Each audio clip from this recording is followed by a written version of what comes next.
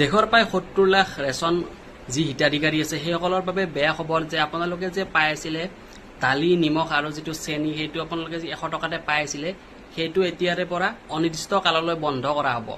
অৰ্থাৎ মানে আপোনালোকে নাপাব, কেইমাহ নাপায় এইটো মানে ক'ব নোৱাৰে আপোনালোকে, যিহেতু এতিয়া চৰকাৰৰ বাজেটৰ বৰ্তমান অভাৱ। তো সেইকাৰণে মানে এই যিটো আপোনাৰ আঁচনি বুলিয়ে কওক, তো সেইটো মানে বৰ্তমানলৈকে স্থগিত ৰখা হৈছে আৰু কেতিয়ালৈকে পাব সেইটো কোনো গেৰাণ্টি নাই।